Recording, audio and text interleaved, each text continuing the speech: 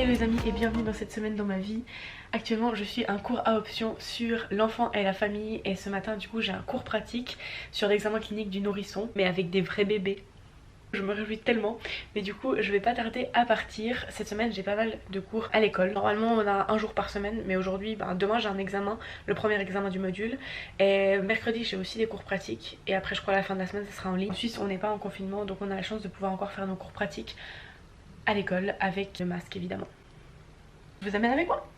Dans mon sac, je mets du coup ma petite feuille de résumé de l'examen clinique et également mes chaussures, ma tenue professionnelle, une petite bouteille d'eau, un petit livre. Ça c'est un petit cadeau que je dois offrir à une amie que j'ai toujours pas donné. Mon porte-monnaie et puis là il y a mon stéthoscope et mon petit carnet pour noter tout plein de choses. Exceptionnellement, je vais prendre une jaquette. Normalement je mets rien sur ma tenue professionnelle, mais c'est vrai que là qu'on va toucher des bébés et j'ai pas du tout envie d'avoir les mains froides ou quoi que ce soit. Du coup voilà, je pense que je mettrai ma petite jaquette avant de toucher le bébé. Let's go.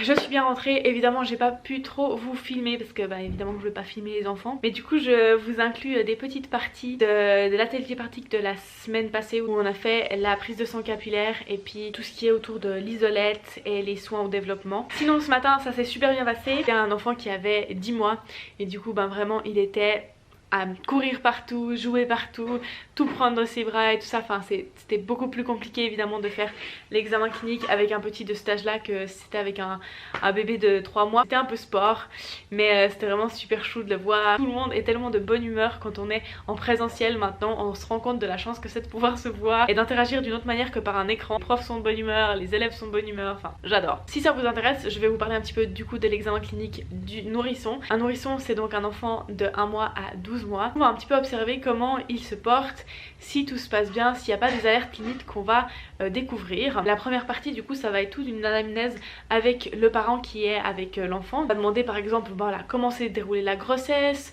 comment s'est passé l'accouchement, où est-ce qu'il a été fait, si c'était par voie basse, si c'était par césarienne. On va demander s'il y a un allaitement qui est mis en route, si c'est un enfant plus grand on va demander si la diversification alimentaire a été faite, donc l'introduction de la nourriture solide. On va demander du coup comment est-ce qu'il dort, comment est-ce qu'il mange, comment est-ce qu'il évacue, s'il a beaucoup de reflux, de régurgitation, combien de fois il va à selle, enfin voilà un petit peu une investigation de tous les systèmes. On va demander évidemment aussi au niveau des allergies, est-ce que les parents sont allergiques parce qu'il y a une grande part qui est génétique aussi. On va demander évidemment le carnet de santé en regardant si l'enfant suit bien sa courbe de percentile. C'est des courbes qui permettent de voir vraiment que l'enfant grandit bien et prend bien du poids. C'est pas du tout important s'il est vers le haut des courbes ou le bas des courbes, ce qui est important c'est qu'il suive sa propre courbe, qu'elle soit harmonieuse. Un enfant par exemple qui casse sa courbe au niveau du poids, ça peut être inquiétant, ça peut être pour plein de raisons différentes mais c'est quelque chose qu'on va investiguer. On va évidemment aussi demander si l'enfant a tous ses vaccins qui sont à jour et évidemment on va pas oublier tout l'aspect systémique, donc regarder comment se portent les parents, comment est-ce qu'ils sont entourés, est-ce qu'ils ont de l'aide, est-ce que le bébé va à la crèche, est-ce qu'ils ont repris le travail, enfin voilà tous ces aspects là un peu sociaux aussi. Et évidemment s'il y a des questionnements de la part des parents, des inquiétudes et tout ça, on va répondre au mieux de nos habilités à ces questionnements. Et après on va passer à tout l'examen physique. On va commencer par les choses plus calmes qu'on a besoin de faire quand l'enfant est calme, par exemple encore dans le bras de ses parents. On va prendre la fréquence respiratoire et la fréquence cardiaque par exemple, parce que ça dès que l'enfant s'agite et tout ça, ça va faire bouger les paramètres. Et ensuite on va allonger l'enfant si c'est possible, on va aller regarder ses fontanelles, c'est des petits trous entre guillemets qui se trouvent au niveau du cerveau.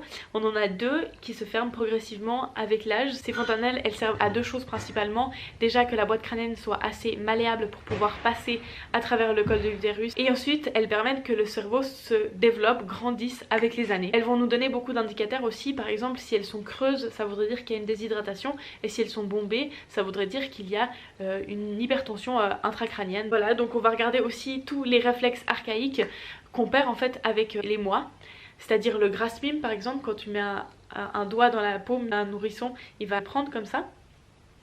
Il y a aussi les points cardinaux, donc si tu fais comme ça, comme ça, comme ça ou comme ça, le bébé va suivre avec sa tête. Il y a aussi le réflexe de la marche, le réflexe de Moro, donc c'est les bébés qui font comme ça. On va tester un petit peu tout ça, donc normalement il devrait disparaître progressivement. On va regarder évidemment au niveau de la symétrie des oreilles, si la coloration de la peau elle est bonne. On va regarder les ganglions, s'ils sont un petit peu gonflés, ça voudrait dire qu'il y a une petite infection ou quelque chose voilà, un peu viral qui est en train de se passer. Après, on va descendre, on va regarder au niveau des clavicules si elles sont bien symétriques, parce que d'un coup le passage au niveau du col de l'utérus a été un peu compliqué.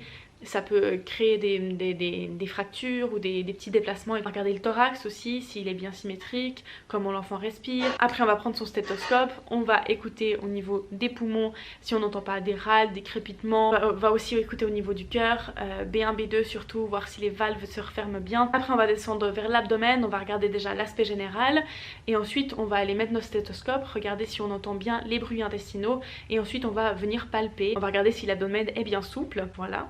On va pouvoir le mettre sur le dos, regarder si la colonne vertébrale est toute droite. Et évidemment on va profiter pour reprendre le périmètre crânien, la taille et le poids. Voilà, j'ai fait vraiment dans les grandes lignes et j'ai sûrement oublié des choses, mais voilà pour vous dire un petit peu tout ce qu'on vérifie. Par exemple là je viens de me souvenir qu'on peut aussi tester l'acuité visuelle et auditive, faire des bruits par ici, faire des bruits par là, regarder s'il tourne bien la tête, lui montrer un objet, le faire suivre un objet, etc. Voilà donc tout ce qu'on a fait ce matin, c'était très intéressant et vraiment les profs sont super dans ce module. On n'a pas eu un intervenant qui était ennuyant, enfin c'était vraiment tout incroyable. On a eu des cours sur la gestion de la douleur, la réanimation pédiatrique, sur l'oncologie, sur la pathologie de la grossesse, enfin voilà, on a eu plein de cours hyper intéressants. Donc comme vous pouvez le voir aussi, je ne suis pas mobilisée, j'ai décidé de rester à mon école, de suivre mes cours. C'est vrai que chez nous c'est optionnel, on pouvait mettre si on voulait être mobilisé ou pas.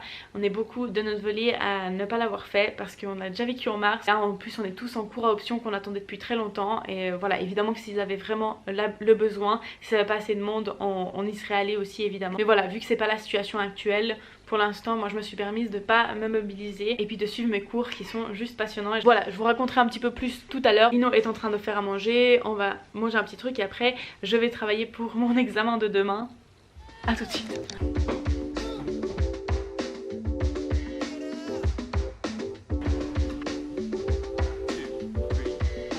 Voilà, j'ai fait des tout petits résumés de chaque théorie pour avoir un peu une idée générale. Après c'est vraiment les points centraux, il faut juste que je puisse les mobiliser. Je vais encore revoir ça un petit coup et après je vais me reposer parce que je suis fatiguée.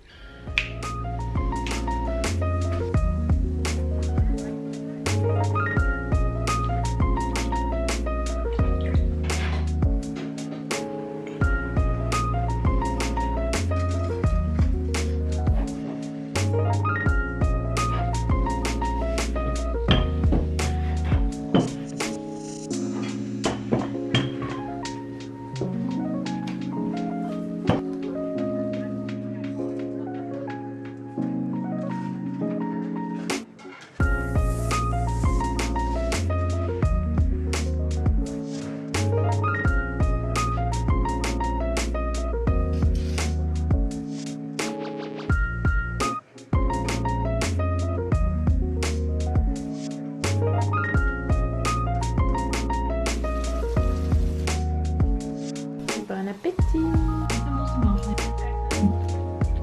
Je suis sur le point d'aller me coucher, mais j'ai juste déjà préparé toutes mes affaires pour demain. Mes petits habits, le cadeau d'Iman que j'ai toujours oublié de lui donner, mes petites feuilles de notes que je vais laisser dans mon sac, hein. Gomme, crayon, stylo, chargeur. Là-dedans il y a ma carte d'identification aussi, un petit livre et puis ma bouteille d'eau. À demain. Il est 8h moins quart et j'ai mon examen à 9h. Je suis pas trop stressée, ça va. Ça dépendra beaucoup de la situation, s'il y a des choses qui me parlent, si j'arrive direct à faire les liens avec les théories que je connais, on verra bien. Cet après-midi je dois de toute façon bosser parce que du coup ce module je le valide en deux parties. La première partie c'est aujourd'hui et l'autre partie c'est la rédaction d'un article avec d'autres filles. Bon, après une mandarine très décevante, je vais pouvoir partir à mon examen. Je me demandais si en France et en Belgique ou je ne sais pas d'où vous venez, vous travaillez aussi sur les théories infirmières, par exemple Gottlieb, Calgary, Meiley, comme ça. Parce que je sais que chez nous en tout cas c'est relativement récent. Bref, je vais partir à mon examen.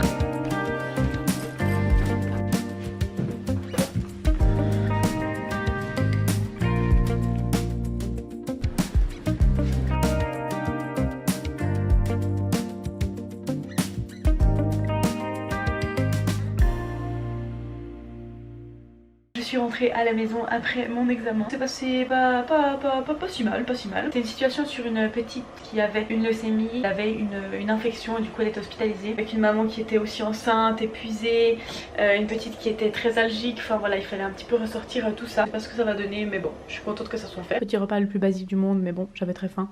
Et un petit épisode de Grey's Anatomy. J'avais arrêté à un moment donné parce qu'ils ont viré 2 actrices que j'adorais. Mais bon là je reprends gentiment et j'avoue que c'est sympa.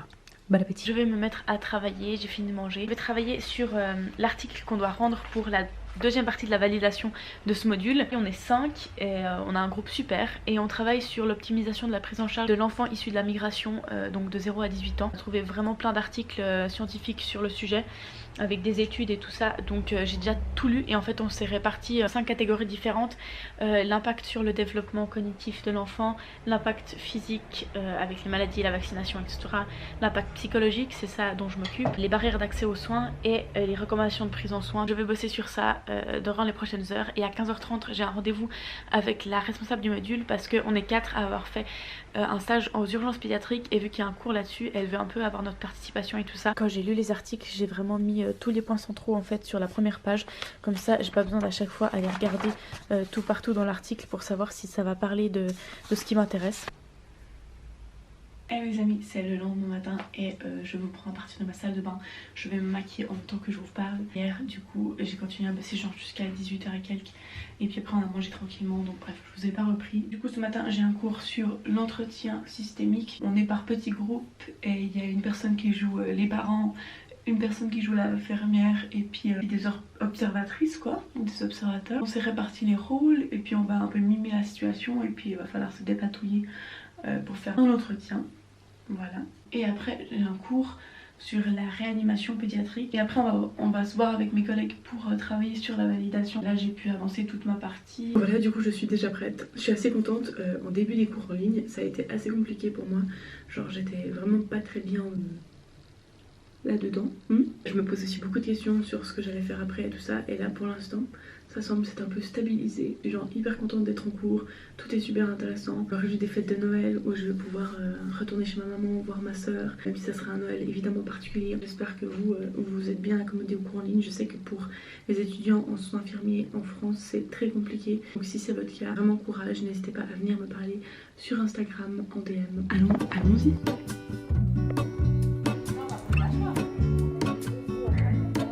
There is a life I lead in this city, hurrying to cut my teeth.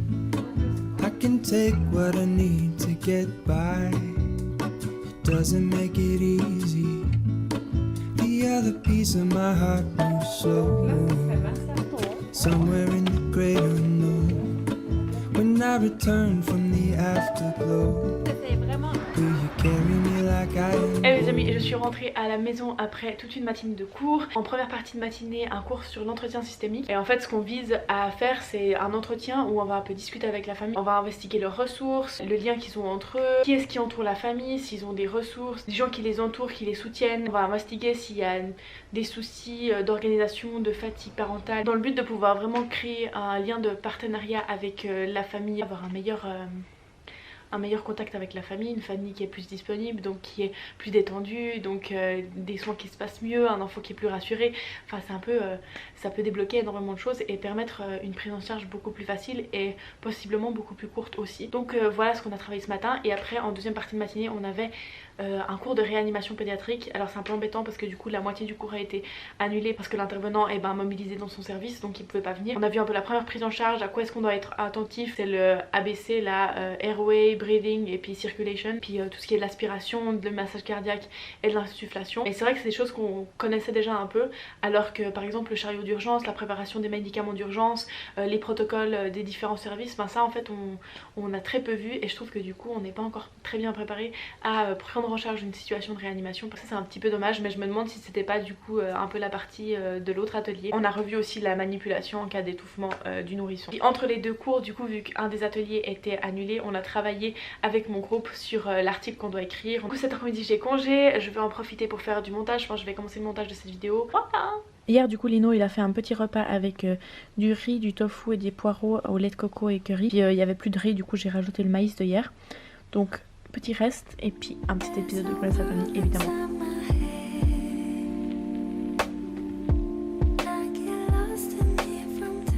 Je suis toujours en train de regarder Grey's Anatomy. Là je suis vraiment très tranquille, je suis très contente. Il faut apprendre à prendre du temps pour soi. Je me rends compte, ça fait la première année depuis 2 ans que j'ai pas vlogué le week-end où c'était l'anniversaire de Lino et moi. Donc ça fait 4 ans qu'on est ensemble maintenant. Je vous mettrai des petites photos là.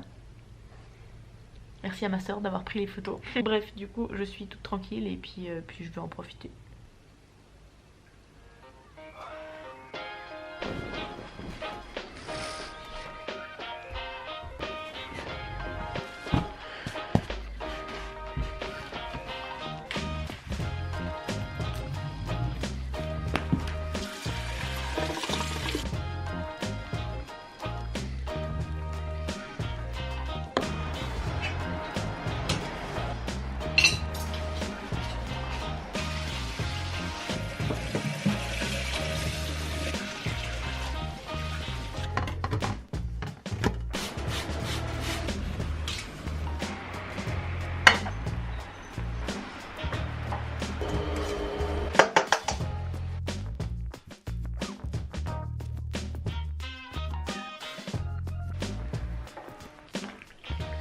Hello les amis, j'ai tapé la lampe. Vous voyez, ce matin je suis toute tranquille parce que j'ai pas les cours jusqu'à 13 h. Du coup je me suis fait un petit déjeuner tout tranquille avec tout plein de restes du frigo. J'espère que vous pouvez un peu prendre du temps pour vous aussi de votre côté. Je sais que c'est le début des partiels, des examens, etc.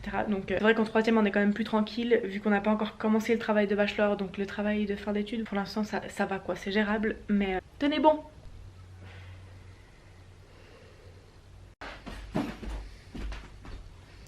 Merci. Je vais au champ, c'est l'heure d'aller au champ. J'ai pas très envie de sortir. Il fait nuit et il fait froid.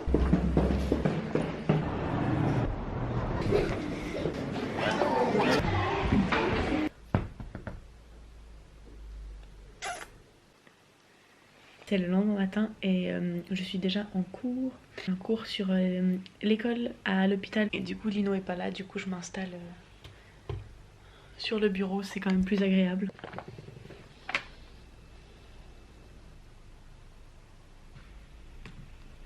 J'ai donc fini mon premier cours, enfin la première partie du premier cours. C'est assez intéressant, c'était un tout petit cours, puis en fait après on a dû préparer un peu une intervention pour les autres groupes. On a préparé tout un petit questionnaire, donc ça devrait être sympa. Aujourd'hui j'ai des cours un petit peu toute la journée, je vais essayer de faire le plus possible du montage aussi. Parce que j'aimerais beaucoup faire vlogmas aussi, donc des petits vlogs un peu tous les jours du calendrier de l'Avent. Alors moi je pense vraiment pas que je vais faire tous les jours parce que j'aurai jamais assez de contenu pour faire ça. Mais par exemple tous les 2 ou 3 jours, comme ça, faire des petits vlogs un peu moins montés, un peu moins élaborés, mais où on partage un petit peu plein de choses sur toute cette période d'avant les fêtes. Lino il rentre à la maison et il nous a fait des super pâtes pesto maison et du coup on regarde un petit épisode de New Girl entre 2 cours. C'est 1000 ans plus tard, j'ai littéralement fait du montage pendant tout l'après-midi. J'en peux plus du tout. Dans 10 minutes je fais un FaceTime avec une amie. Du coup je vais vite prendre ma douche avant parce que j'ai froid et je me sens un peu... Du coup je vais prendre une petite douche.